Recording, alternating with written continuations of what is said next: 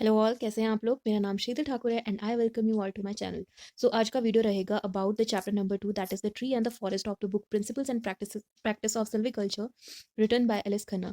So this is a very important book which every forestry student should know, as well as the students who wants to select forestry as their optional subject for UPSC, state public services, Indian forest services, state forest services, ACF, RFO examinations, etc.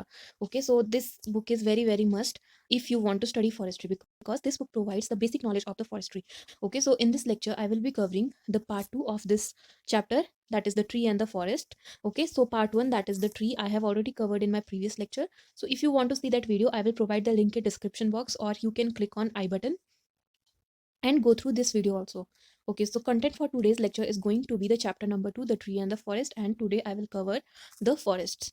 Okay, in this we will study the definitions of the forest, then we will study the classification of the forest, and at the end we will study the growth in the forests. Okay, all these three topics will be covered in details one by one in this lecture. So let's start our lecture. First of all, we have the definitions of the forest. Here you can see there are three definitions of the forest, that is general definition, ecological definition, and legal definition. Okay, so according to the general definition, forest is defined as an area which is set aside for the production of the timber and other forest produce, or maintained under the woody vegetation for the certain indirect benefits which it provides, for example climate and protective.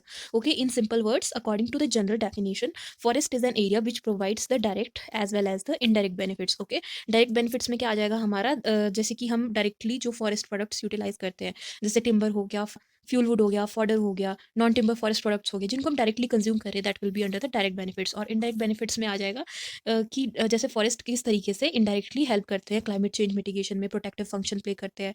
Okay, soil को किस तरीके से protect करते हैं, erosion को किस तरीके से प्रिवेंट करते हैं. All this will come under the indirect benefits. Okay, so these were the direct and indirect benefits under general definition. Next we have the ecological definition. According to the ecological definition, forest is defined as a plant community predominantly of the trees and other woody vegetation, usually with a close canopy. Okay, so ecological definition के according क्या होता है, forest एक ऐसा area होता है जहाँ पे woody vegetation present होगी, mostly the trees, और जिनकी canopy close होगी. Close canopy का मतलब क्या होता है, suppose these are the trees growing in an area and their canopy are overlapped by each other. Okay, this overlapping occurs in the tree canopy forms a closed canopy. Okay, next we have the legal definition.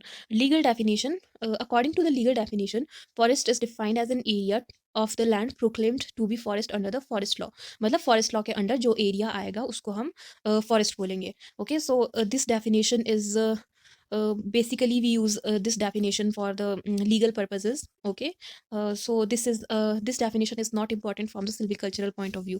Okay, so other two definition, that is general definition and ecological definition, are important from the silvicultural point of view. Okay, you can pause the video and go through these definition, and you can also write it down if you want to write it down. Next we have forest and stand. Okay, forest and stand basically they both are the synonymous term. Okay, so दोनों में फर्क क्या होता है, जो India में we use the term forest generally to denote the crops raised by the practices of silviculture. मतलब silviculture की practices से जो हम crops को grow करेंगे तो इंडिया में हम उसको forest बोलते हैं. लेकिन अमेरिका में we use the term stand. Okay, American foresters differentiate between both the term stand and the forest. Okay, according to them होता क्या है, suppose this is an area, यहाँ पे tree grow कर रहे हैं.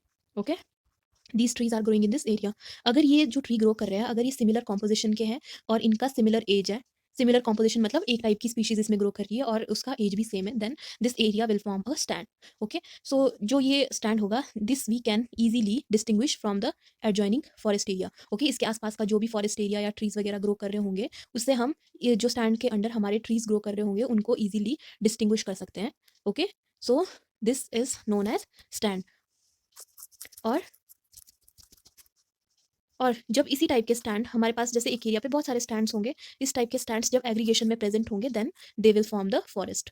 So this is the basic difference between the stand and the forest according to the American foresters. So here you can go through this definition of stand. Okay, so you can pause the video and go through this definition, and therefore we can conclude that stand is the unit of silviculture. This is important. And here the forest is the collection of the stand administrated as an integrated unit to obtain the objectives of the sustained yield. Okay, sustained yield क्या होता है, when we use resources in such a way that it does not hamper the future requirement of the resources. Next, we have the classification of the forest. Okay, so we classify forest on the various basis. तो first of all, we have the method of regeneration. Method of regeneration में आएगा किस तरीके से हम जो है forests को regenerate कर रहे हैं. Okay, so here we have the high forest and coppice forest. Okay, high forest के अंदर क्या होगा, जब हम seed से forest को germinate करते हैं, then the forest is known as high forest. और जब हम vegetative part से forest को propagate करते हैं, then the forest is known as coppice या फिर coppice forest. Okay, so next we have the classification based on the age. Okay, so based on the age, we classify forest into even age forest and uneven age forest. Even age forest को हम regular forest भी बोलते हैं और uneven age forest को हम irregular forest बोलते हैं या फिर सिलेक्शन फॉरेस्ट बोलते हैं. तो दोनों में डिफरेंस क्या होता है, जो इवन एज के फॉरेस्ट होंगे उनमें जो ट्री स्पीशीज प्रेजेंट होगी they will be of the similar age group. Okay, so age difference between the species growing in even age forest should be less than 25%. Okay, मतलब अगर simply मैं आपको अगर एग्जांपल दूं, जैसे ये ट्री स्पीशीज यहाँ पे ग्रो कर रहे हैं, अगर मान लो यहाँ पे जितने भी ट्री स्पीशीज ग्रो कर रहे हैं उनका एज ग्रुप 80 to 100 ईयर्स है या फिर 75 to 100 years है, then these forest will be considered under the even aged forest.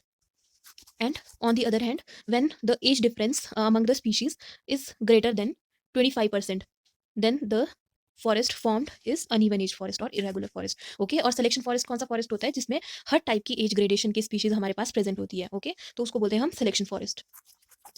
Okay, so now next we have is the classification based on the composition. Composition क्या होता है कि हमारे पास किस तरीके की स्पीशीज ग्रो कर रही है. सपोज अगर हमारे पास एक ही स्पीशीज ग्रो कर रही है एरिया पे, एक ही टाइप की स्पीशीज ग्रो कर रही है, जैसे कि हमारे पास ये जो ट्रीज है ये टीक के ट्रीज है, एक एरिया में ये सिर्फ टीक के ट्रीज ग्रो करें, then this will be the pure forest. और अगर हमारे पास मिक्स स्पीशीज है, जैसे यहाँ पे ये एरिया है, इसमें टीक के ट्रीज है, साल के ट्रीज है, ठीक है, अकेशिया के ट्रीज है या फिर यूकेलिप्टस के ट्रीज है, तो ये मिक्स अलग अलग टाइप की स्पीशीज जब मिक्स फॉर्म में प्रेजेंट है तो उसको हम मिक्सड फॉरेस्ट बोलते हैं. Okay, okay, so pure forest में भी बेसिकली क्या होता है, अगर हमारे पास जो स्पीशीज है its composition is greater than 80%. Okay, अगर हम इन सिंपल वर्ड्स समझे इस बात को तो जैसे ये एक एरिया है. ओके, और यहाँ पे अगर हमारे पास से फॉर एग्जांपल 100 ट्रीज ग्रो कर रहे हैं, अगर इनमें से 100 ट्रीज में से 80 ट्रीज हमारे पास सिर्फ साल के ग्रो कर रहे हैं, then this will be called as the pure forest of the sal. Okay, and for the mixed forest we have the principal species, accessory species, auxiliary, secondary और the subsidiary species.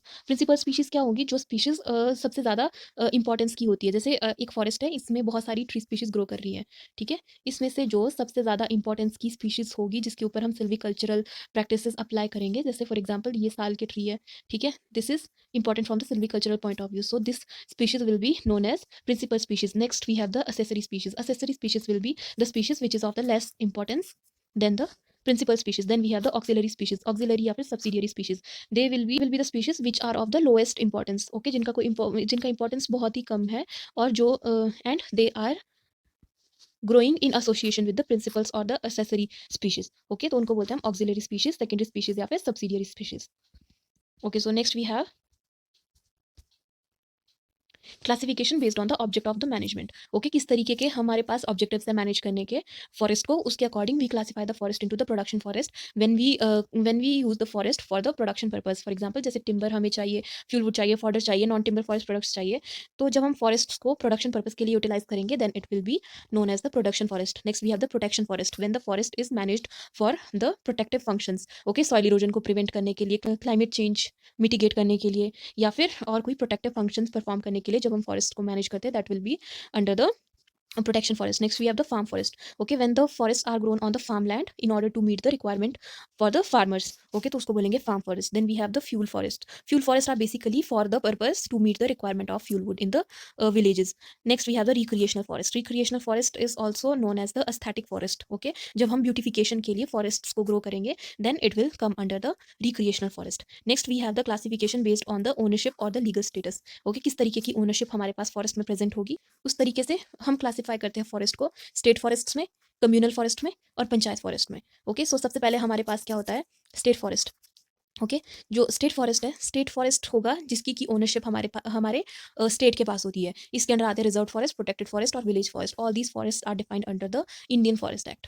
Okay, next we have the communal forest. Communal forest वैसे forest होंगे जिनकी की ownership जो है एक particular community के पास होती है, कि मतलब टाउन में होगी वो कम्युनिटी या फिर विलेज में कोई कम्युनिटी है या फिर कोई ट्राइबल ग्रुप है, ट्राइबल पॉपुलेशन है. ओके, वो लोग जब फॉरेस्ट को ओन करते हैं उसको बोलते हैं communal forest. And then the forest which are owned by the panchayat is known as panchayat forest.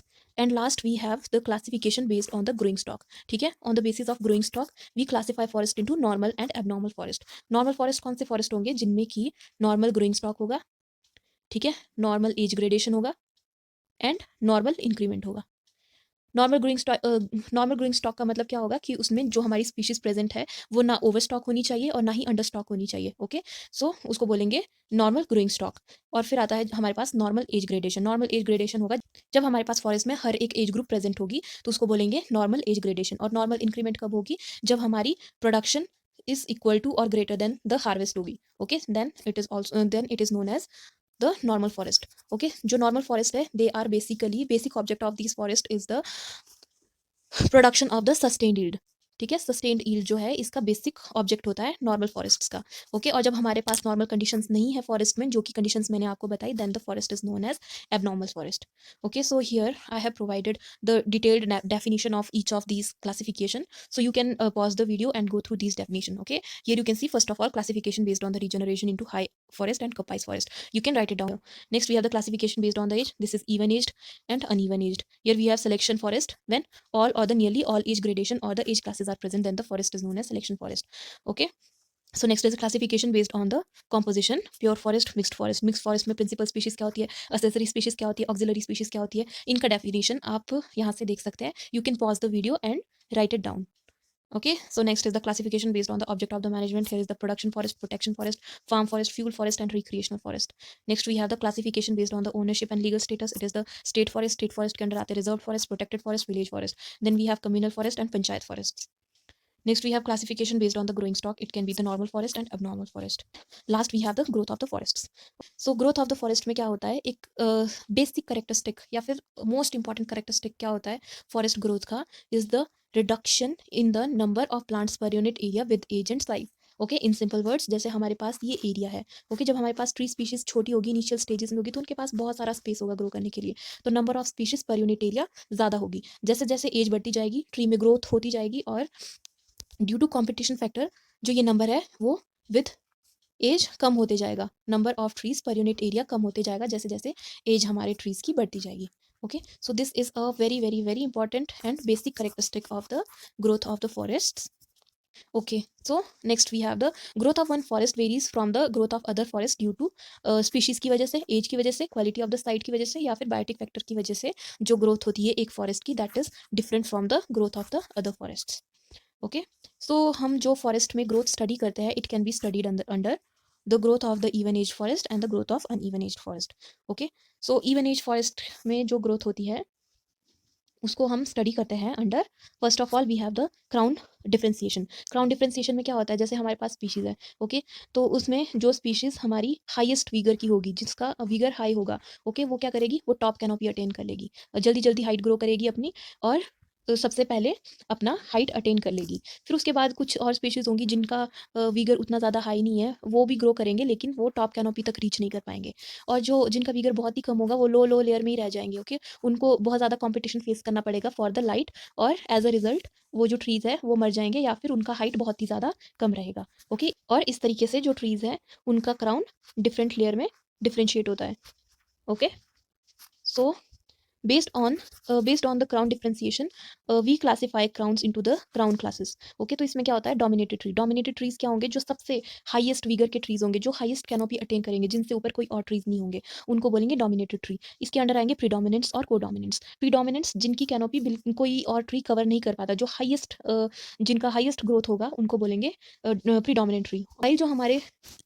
While जो हमारे कोडोमिनेंट ट्रीज होंगे, they will be 5/6 to the height of the predominants. मतलब अगर हमारे प्रीडोमिनेंट ट्री का हाइट 60 मीटर है, तो जो हमारा कोडोमिनेंट ट्री होगा उसका हाइट अबाउट 50 मीटर होगा. Okay, so next we have the dominated trees. Dominated trees होंगे, these are the trees. Okay, so dominated trees होंगे जिनका जो हाइट है that will be the 3/4 of the tallest trees. मतलब अगर हमारे टॉलेस्ट ट्री का हाइट 60 मीटर है, तो जो डोमिनेटेड ट्री होगा उसका हाइट 45 मीटर के आसपास होगा. And next we have the suppress tree. Suppress tree का जो हाइट रहेगा वो रहेगा 1/2 टू 5/8. मतलब अगर हमारे हाईएस्ट ट्री का हाइट 60 मीटर है, तो जो सप्रेस ट्री होगा उसका हाइट 30 मीटर से लेके 37 या 38 मीटर तक की हाइट का उसका ट्रीज होंगे. ओके, जो ये सप्रेस्ड क्लास होती है, लोअर क्लास होती है ट्रीज में. ओके, लोअर क्राउन क्लास होती है जिसको कि बहुत ज़्यादा कॉम्पिटिशन फेस करना पड़ता है और इसको चारों तरफ से दूसरे ट्री स्पीशीज़ इसके लिए शेड क्रिएट करते हैं और इस वजह से ये ट्रीज़ जो है ये ग्रो नहीं हो पाते हैं। Okay, so next we have the crown development. Crown development में क्या होता है, जो जब हमारे जैसे ये ट्रीज़ हैं, प्लांट्स हैं, ठीक है, अर्लियर स्टेज में है अपने, तो इनमें क्या होता है, अर्लियर स्टेजेस में इनकी ब्रांचिंग जो है वो बेस से होती है। इनका क्राउन ज़्यादा बड़ा होता है जब ये अपनी अर्लियर स्टेजेस में होते हैं। जैसे-जैसे इनका एज बढ़ता जाता है तो इनकी जो नीचे वाली ब्रांचेज़ है वो फॉल होना स्टार्ट हो जाती है और हमारा जो क्राउन है that become that become confined to the upper part only. Okay, और जो नीचे वाला पार्ट है it will form a clear bole free from the branches. Okay, और जो क्राउन होता है हमारा सिर्फ और सिर्फ अपर पार्ट में। Okay, so this is the basic crown development which occur in the forest trees. Okay, so ये बेसिकली होता क्यों है, क्योंकि जैसे जैसे ट्री की हाइट बढ़ती जाती है कंपटीशन बढ़ता जाता है और ट्री अपनी ग्रोथ पे फोकस करता है ज़्यादा ज़्यादा। ओके, सो ट्री अपनी ग्रोथ पे जब फोकस करेगा तो ये लेटरल ब्रांचेस अपनी फॉल करेगा और जो क्राउन है that will be confined to the upper part only. Okay, जो हमारे फैक्टर्स है that affect crown development are the competition, vigor of the tree, shade and the size of the crown. Okay, so next we have the reduction in the number of trees per unit area. Okay, मैंने आपको बताया था जैसे ये forest area है, यहाँ पे हमारे पास ट्री स्पीशीज़ प्रेजेंट है अर्लियर स्टेजेस में, तो बहुत सारे ट्री स्पीशीज़ प्रेजेंट होगी क्योंकि इनके पास एम्पल स्पेस होता है ग्रो करने के लिए। जैसे जैसे एज बढ़ती जाती है the number of trees per unit area keeps on decreasing. This is due to the competition factor mainly. Okay, जैसे जैसे ट्रीज बड़े होते जाएंगे उनका कॉम्पिटिशन बढ़ेगा लाइट के लिए, एयर के लिए, मॉइस्चर के लिए, और हमारे पास number of trees per unit area कम होते जाएंगे। Okay, so here you can see. Okay, so next we have the crop height and top height. Okay, okay, so जैसे हमारे पास ट्रीज प्रेजेंट है, ठीक है, ये ट्री प्रेजेंट है individually with increase in age, तो हर एक ट्री का इंडिविजुअली हाइट ग्रो करेगा। एज अ रिजल्ट जो इनका एग्रीगेशन होगा विच इज़ फॉरेस्ट, उनका भी हाइट इंक्रीज होगा। So in forest we have two terms that is crop height and top height. Crop height क्या होगी, crop height is the average height of a regular crop as determined by the Lawrence formula. Okay, इसके बारे में हम detail में discuss करेंगे forest mensuration और forest management वाले लेक्चर्स में। ओके, अभी आपको सिर्फ इतना याद रखना है कि जो क्रॉप हाइट है उसको हम कैलकुलेट करते हैं लॉरेंस फार्मूला से which is the average height in the regular crops. Okay, then we have next term which is the top height. Top height क्या होती है, top height is the average height of the dominant trees in a stand. Okay, जो dominant trees होंगे उसकी average height को हम बोलेंगे top height. In India the top height refers to the height corresponding to the mean diameter of 250 biggest diameter per hectare. मतलब जो 250 biggest diameter के trees होंगे उनका एवरेज हाइट जो होगा that will be the top height.